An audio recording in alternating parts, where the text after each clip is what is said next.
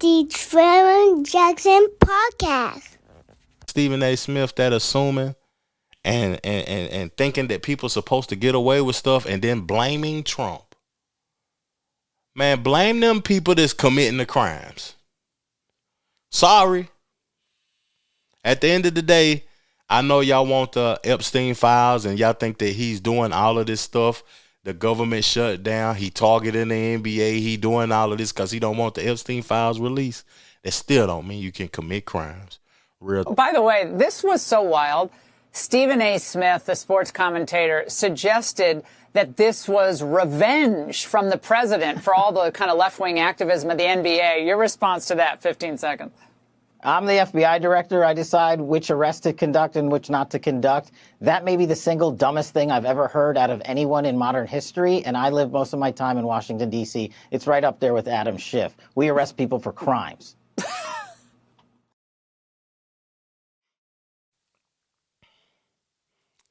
It's simple. You can assume. You can have your conspiracies. You can be thinking about this shit all day. Why did they get him? Why did they do that and do this and do that? You was committing a crime. You didn't get away with it. You got caught. Now you got to do the time. Boy, that's why, StephenASmith just exposed himself to me. That's why people be snitching. Because they be like, why did this happen? God, why did this happen to me? Nigga, you was doing a crime. No matter if Trump targeted. You was still doing a crime. You got caught. The NBA, if you're doing them crimes and you're LeBron James, you're Jordan, you're gambling, you're doing wrong, you're telling people that such and such ain't going to be in the game, you're fudging numbers, lying, acting like your ankle hurt when you're not hurt so you can get you an extra $100,000 tonight, or you lose your whole career, your millions and millions of dollars bullshitting, you deserve every last bit of it. But I want to get to something, though, because we was talking about snitching. It's people out here that's saying that Gilbert Arenas, we just seen a few months ago, he got jammed up. Rachel Nichols even talked about, is he snitching? On a Disney network said that. And he had a response to her, though. But it's not just her that assumes that he's snitching. It's a lot of people assuming things. Let's get it. Of the game. And how do Rachel Nichols do good? She used my video, and she actually wrote that I possibly snitched. Oh, no, Rachel. I listen, I'm going to troll with the best of them. But to ask that question, no, she can't do that. Because then it makes me really want to, first of all, two of them niggas is gambling on NBA. One is throwing poker games and robbing his friends. Ain't got shit to do with me. I'm going to tell on this nigga. Wow, I'm going to tell on him. You know what I mean? My case is all a whole bunch of Igors and Igors, right? And I don't like this, what's going on. I see the word mafia. Yeah. But the only faces I see is Negroes. Yeah. Not Crenshaw Mafia. NBA. You know what I mean? It's NBA, like, wait a minute, hold on, man. What's going on here? Y'all, what y'all going on? What the NBA do to y'all? Brother polite. Brother, that's I had to brother think about knowledge. it's mafia, but it's just local You've been black. around brother knowledge. You've been Just local black. around brother The knowledge. international crime bosses, blacks. I be wanting to defend black folks a lot. I be wanting to defend niggas, but that's foolishness what he just said about the mafia and all of that. To me, because they organized, y'all the face, y'all the celebrities. That's why they paid y'all to make y'all the face of the crime. Think about it. If you having these poker games or whatever and they got y'all on the flyer or they got y'all on the promotion, they made y'all the face of it, of where the crime is going to. So if something happens, y'all the face of it. It is what it is. But I would like to see who these individuals are specifically, these mafia individuals, because that's interesting, though. But I feel like y'all brothers committed a crime. Y'all know what y'all was getting yourself into, And now you're trying to make excuses for it and say these mafia bosses, the Italian guys or these Israeli guys or whatever. It's just, you got to hold yourself accountable first. That's an action that I try to have, and that's something that I try to do with myself at all times is hold myself accountable first. Real talk. Let's get into this next clip with Mace and Cameron talking about I can't believe no gangster rap.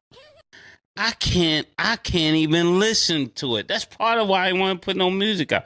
I can't listen to gangster rap no more. I don't believe none of it.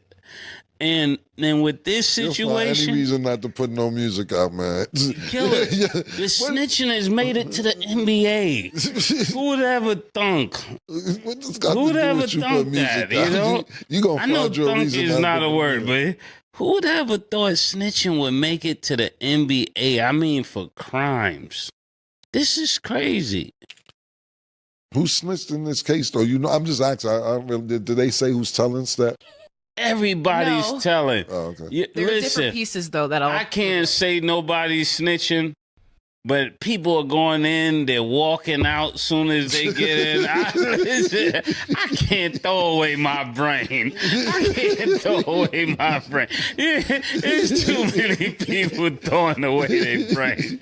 Somebody got arrested a few months ago, and then everybody get arrested this week. It's a lot. It's a lot to unpack, pause. I can't say nobody's snitching, but it just feels like everybody's snitching. It seemed like, somebody's telling. Yeah. That's you're going to find that out. Somebody had a 2-page paper. That's crazy. I want to get off of this NBA topic, but it was suspicion that Kevin Garnett was involved in some things. It's suspicion that I forgot buddy name, Damian Jones, was talking about LeBron. He was telling people that LeBron wasn't going to play a couple of these games, and they placed bets saying that we're going to lose and everything. I feel like this is just the beginning. I feel like if the mafia bosses or the mob or whatever, they can't get to the professional players, they're going to go to the college players, and get that money. Because they just got to get the money. They're going to always find ways and tactics to get the money. So I feel like Adam Silver is going to have to make it harsh, remove you from the league, or do something that is going to make people think twice. I know it's people out here that I've been hearing online talk about what's wrong with it. Why government can contribute to the stock market. They understand the stocks. They can invest in stocks and stuff. Why can't NBA players gamble and all of that? It's a private league. It's not public. So when you're dealing with private companies, you got to obey by the rules, the laws, and the regulations of that private company, or they can remove you. I don't know why you're gambling anyway. You're making $20-30 million a season and you still gambling. It's foolishness, man. And y'all ain't built for time. Y'all ain't even criminals. Y'all easy targets for the FBI. Easy targets. Y'all ain't criminals. You can't do a day, nigga. You can't go from being $100 million man to a cell with some warm grits and oatmeal and a cold piece of chicken with gravy on it. No. Get me out of here. What I got to do? That's why May said what he said about, I didn't think the snitching was going to go to the NBA. Man, that's the main tactic. I don't even know who created snitching, but whoever thought to create that to help people out, get out of their situation or whatever, was a genius. Because I don't trust none of you niggas. I think all of y'all will tell. Even y'all that's watching. I don't think nobody's solid no more. I think everybody telling. I'm going to play this last clip from It Is What It Is about Mace talking about EBT before we get into some music and then I finish off the show. Because I got a few more topics, but Mace was talking about EBT, and we know the government is shut down right now. And come November the 1st, EBT, it might be out of here. Real spill. It's crazy out here, man. I don't know what's going on, man. It been crazy out here, murder. Nah, it's real crazy, man. EBT is over. It's wild out here, killer. I think that's the craziest shit going on, to be honest with you. I don't know how they can do that to the hood, man. No EBT. It's part of Trump shit. I like Trump though. I don't know, man. You fuck with Trump? I did like Trump until the EBT. The EBT, I gotta really think about that. I got a problem with that there's too. There's a lot of people I know affected by that. Who? Shalisa. Tawana. I'm about to say who you know personally. You still speak to them? Yeah, I can get in the building. Yeah, man. If I ever needed to buzz the bell, they'll let me up. Let me ask you a question, right?